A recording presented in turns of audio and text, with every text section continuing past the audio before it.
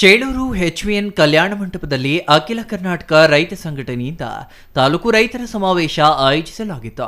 ಈ ಸಮಾವೇಶದಲ್ಲಿ ಮಾತನಾಡಿದ ರೈತ ಸಂಘದ ಜಿಲ್ಲಾ ಸಂಚಾಲಕ ಮಂಜುನಾಥ ರೆಡ್ಡಿ, ರೈತ ದೇಶದ ಬೆನ್ನೆಲುಬಾಗಿದ್ದು ಪ್ರಸ್ತುತ ಅತಿ ಹೆಚ್ಚಾಗಿ ಆತ್ಮಹತ್ಯೆಗೆ ಆಹುತಿಯಾಗುತ್ತಿದ್ದಾರೆ. ಇದು ವಿಷಾದನೀಯ. ಸಂಘಟನೆ ಮಾಡಬೇಕೆಂದರೆ ಪ್ರತಿಯೊಬ್ಬರು ತಮ್ಮದೇ ಆದ ಜವಾಬ್ದಾರಿ ವಹಿಸಿಕೊಂಡು ಸಂಘಟನೆ ಬೆಳೆಸಲು ಮುಂದಾಗಬೇಕು ಎಂದರು. ಯಾವುದೇ ಪಕ್ಷ ಆಡಳಿತದಲ್ಲಿದ್ದರೂ ಅನ್ಯಾಯದ ವಿರುದ್ಧ, ಅದರಲ್ಲೂ ರೈತರ ಸಮಸ್ಯೆಗಳ ವಿರುದ್ಧ ಧ್ವನಿ ಎತ್ತಲೇಬೇಕು. ಇಲ್ಲವಾದಲ್ಲಿ ಅನ್ಯಾಯ ದೇಶವನ್ನ ಆಳುತ್ತದೆ ಎಂದರು. ಈ ಸಮಾವೇಶವನ್ನು ಉದ್ದೇಶಿಸಿ ಮಾತನಾಡಿದ ಚಂದ್ರಶೇಖರ್ ಅಣ್ಣ, HP ಲಕ್ಷ್ಮಣ ರೆಡ್ಡಿ, ಶ್ರೀನಿವಾಸ ರೆಡ್ಡಿ, ಸಾಧು ರೆಡ್ಡಿ, ಫಾತಿಮಾ హేమచంద్ర వీళ్ళంతా చాలా విచారాలు ప్రస్తావన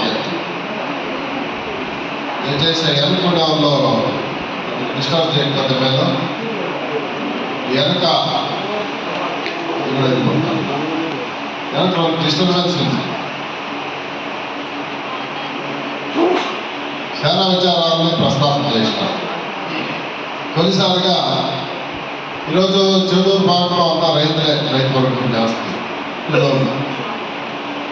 అప్పుడే మా సాధన రెడ్డి చెప్తా ఉంటాం, ఇంకా శాసనం చెప్తా ఉంటాం. ఈరోజు ఇక్కడ సమావేశం అని పెద్దగా మేము ప్రచారానికి ఎవరికి చెప్తే కాలేదు.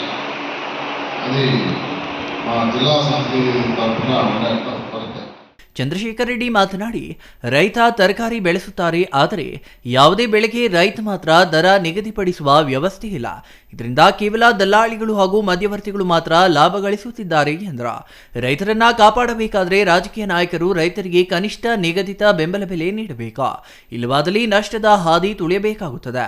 ಇದರಿಂದ ಕೆಲವರು ಸಾಲ ಮಾಡಿ ಬೆಳೆಗೆ ಹಾಕಿದ ನಿಗದಿತ ಬೆಲೆ ಇಲ್ಲದೆ ನಷ್ಟ ಅನುಭವಿಸಿ ಅನೇಕರು ನೇಣಿಗೆ ಶರಣಾಗ್ತಿದ್ದಾರೆ. ಕ್ಷೇತ್ರದ ಶಾಸಕರು ಮುಂದಿನ ದಿನಗಳಲ್ಲಿ ತಾಲೂಕಿನಲ್ಲಿ ರೈತರು ತಾವು ಬೆಳೆದ ಬೆಳೆಗಳಿಗೆ ಕನಿಷ್ಠ ಬೆಲೆ ಬರುವವರೆಗೂ ನಷ್ಟ ಅನುಭವಿಸದೆ ತರಕಾರಿ ಶೇಖರಿಸಲು ಶೀತಲ ಶೇಖರಣೆ ಘಟಕವನ್ನು ಸ್ಥಾಪಿಸಬೇಕು ಎಂಬುದು ನಮ್ಮ ಅಭಿಪ್ರಾಯವಾಗಿದ್ದು, ಮುಂದಿನ ದಿನಗಳಲ್ಲಿ ಶಾಸಕರು ರೈತರಿಗೆ ಅನುಕೂಲವಾಗುವ ನಿಟ್ಟಿನಲ್ಲಿ ಅನುಕೂಲ ಮಾಡಿಕೊಡಬೇಕು ಎಂದು ಮನವಿ ಮಾಡಿದರು. CS Venkatesh, CTV news, Chelur.